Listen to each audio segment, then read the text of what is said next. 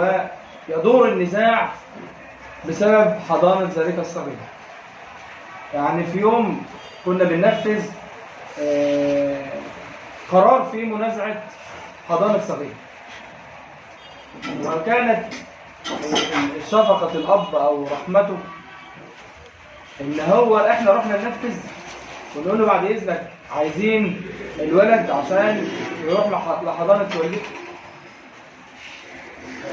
الواد من حبه في ابنه شوف اللي حصل، عشان الناس اللي بيقول لك الآباء وهم مخلفيننا ليه؟ فرق. أنا رأيت هذا الموقف بأم عيني والله. فين يا عم الأب؟ خبطنا على الباب ومعانا قوة عشان ناخد الولد. لا ما هوش موجود، ما هوش موجود حضرتك. طب الواد ابنه فين؟ لا احنا أصلا ما شفناهوش ما خدناهوش. تمام؟ لما سمعوا بقى الكلام ده وصلوا للأب إن في حد هيجي ياخد ابنك. فالأب خد ابنه وطلع من باب خلف كده وطلع يجري.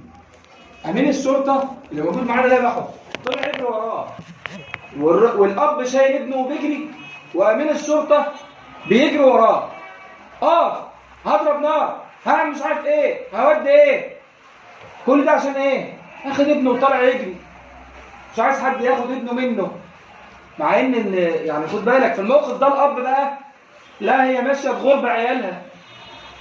انا اعمل ايه بالواد يعني؟ تغرب عيالها مش عايزها. ودي كانت سابقه يعني بصراحه، اول مره اشوف كده.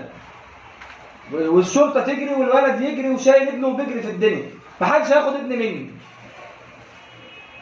وفي الاخر يجي واحد ملوش لازمه يقول لك انتوا عملتوا لنا ايه؟ شوف يا ابني الراجل كان بيجري اهو، انا عشان خاطر ابنه مش عايز يديه لحد.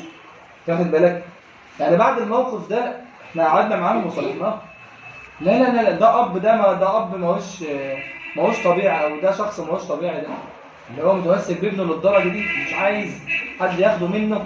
يعني ربنا مع بعض، يعني ما حدش واخده مني. طب خلاص يا عم نقعدوا ربنا مع بعض وتصالحوا، والموضوع انتهى صلحا الحمد لله. بس كان موقف مهيب.